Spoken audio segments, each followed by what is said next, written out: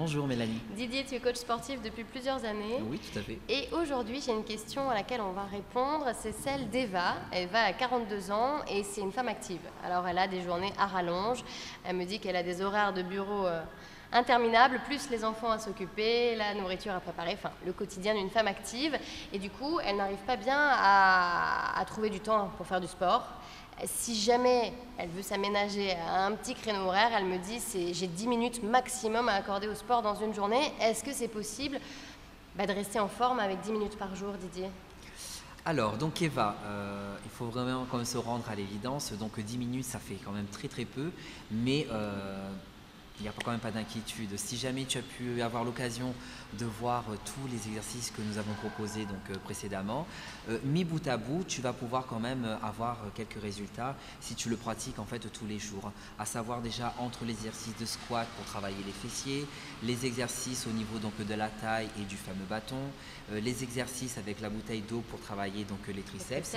Voilà, donc ça mis bout à bout, tu vas pouvoir quand même avoir un résultat au fur et à mesure. Mais c'est vrai qu'il faut quand même s'octroyer quand même un peu plus de 10 minutes pour pouvoir quand même faire des exercices et penser à soi. Quand même. Donc c'est vrai que en gros, Didier, ce que tu dis à Eva, c'est que en 10 minutes, il ne faut pas espérer avoir des résultats oui, ils ne seront pas optimales. Et tout à fait, ce ne sera pas évident dès la première fois. Pour prendre la défense des feignantes et des femmes actives, c'est vrai qu'on dit qu'il vaut mieux en faire un petit peu que pas du tout. Oui, voilà, donc ça va quand même te permettre d'avoir toujours une certaine dynamique, d'être toujours alerte au niveau de ton physique. Mais c'est vrai que si tu peux t'octroyer quand même un peu plus que 10 minutes, ce serait quand même parfait. Si tu prends tous les exercices que nous avons fait auparavant, fais-les sans vraiment y mettre beaucoup d'énergie, histoire quand même de pouvoir t'échauffer au niveau de tes articulations et de mettre en fait en route ton système cardiovasculaire. Et après, là, tu vas pouvoir quand même forcer un peu plus au niveau des répétitions, au niveau des séries et mettre cette fois-ci beaucoup plus d'intensité pour avoir vraiment un exercice global et intense. Par exemple, le lundi, elle va travailler les fessiers, le mardi les cuisses, complètement, le mercredi la taille, voilà, tout à fait. Et ça risque, nous dit Didier, de déborder un petit peu peut-être. Bonjour Karine. Bonjour Stéphanie. Bonjour les filles, nous avons Anna aujourd'hui. Anna, elle a 26 ans, Karine. Et Anna, elle va passer un entretien d'embauche. Donc en fait, elle a besoin de conseils. Conseils sur des tenues qu'elle pourrait mettre pour différents... Alors on va évoquer différents postes parce qu'on ne peut pas s'habiller de la même façon si on va postuler pour un poste par exemple de secrétaire dans une grande administration ou si on va dans un magasin de fringues hyper branchouille. Ouais. Donc voilà, quand on est ronde, on s'habille comment pour aller à un entretien d'embauche pour un poste de secrétaire dans l'administration, Karine? Je pense qu'il n'y a pas de spécificité à être ronde ou mince. Je pense que c'est vraiment de dégager du sérieux et du naturel.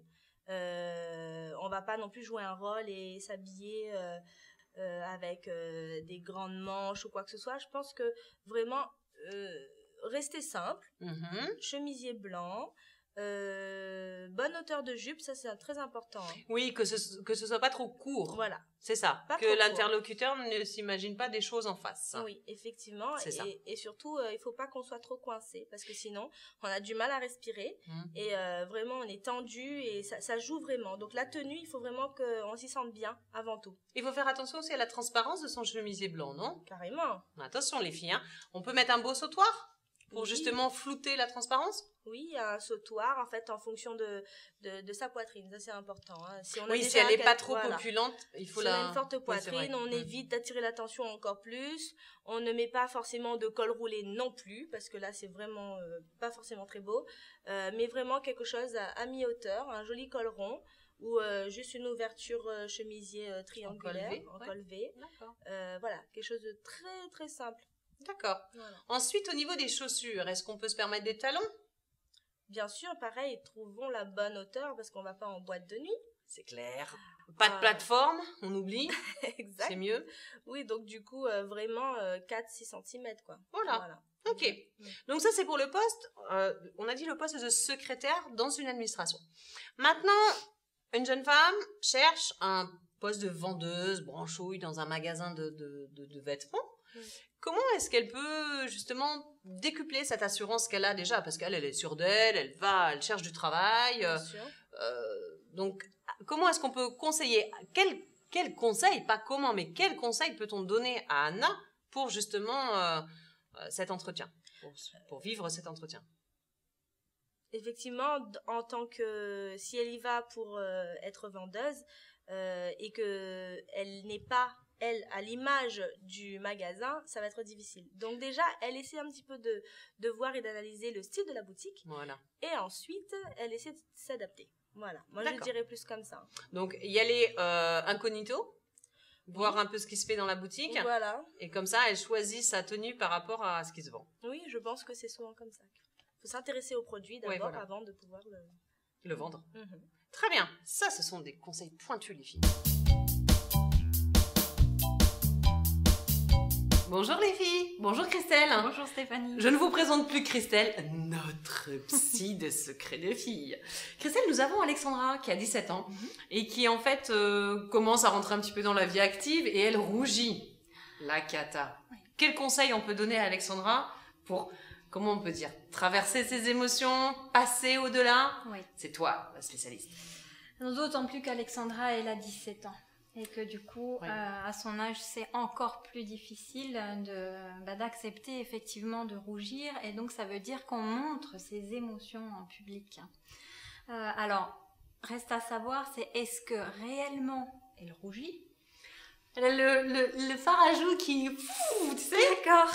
Bouffée de chaleur quand t'as jeté. Oh. Alors, oui, mais comme tu dis, bouffée de chaleur. Elle peut avoir les bouffées de chaleur dues au stress sans pour autant que ça se voit au niveau du visage.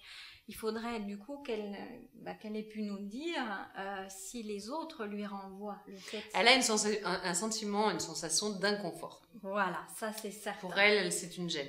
Donc elle peut déjà justement poser la question à son entourage proche de savoir si oui ou non, quand elle a l'impression de rougir, elle rougit vraiment. Parce que ça peut être simplement une impression. D'accord. Et le fait de savoir de la part des autres si c'est le cas ou pas, ça peut l'aider déjà. Si oui, elle rougit, alors à ce moment-là, il y a des petits trucs à envisager. Alors ça peut être des exercices de respiration pour pouvoir se détendre, pour pouvoir gérer son émotion et que du coup, le rouge redescende. Voilà. Ensuite, ça peut être d'autres exercices à trouver pour soi. Mantra. Mantra.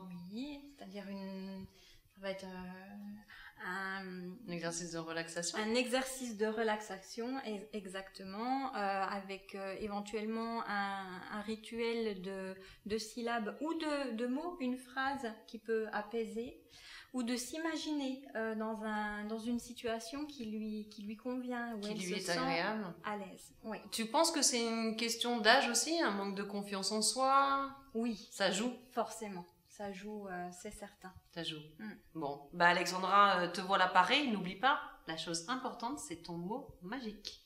Merci Christelle. À bientôt les filles. Bonsoir les filles. Bonsoir Charlie. Bonsoir Stéphanie. Les filles, j'ai la chance ce soir d'être avec Charlie, qui est la fondatrice et créatrice de Dark Revelation. Et nous avons ce soir, Charlie, Catherine. Catherine, elle a 38 ans. Oui. Et Catherine, elle a envie d'avoir des conseils sur des tenues chics pour aller travailler. Très bien. Donc, qu'est-ce qu'on peut lui conseiller à 38 ans? Tenue chic, donc pas vulgaire évidemment, pour aller travailler, des idées de tenue. Alors Catherine, Pas tape à l'œil. Pas tape à l'œil. Très bien. Eh bien Catherine, c'est très simple. Dans votre placard, il vous faut vraiment une petite jupe crayon. Ah, la fameuse. Jupe crayon. C'est vrai. Pourquoi? Parce que cette jupe, même si vous avez des formes où vous êtes mince, ça passe tout à fait bien. Par vrai. contre, la jupe crayon, elle va être portée très souvent avec une petite chemise assez cintrée, du style slim fit. Même si vous avez de la poitrine, ça passe, il n'y a pas de problème.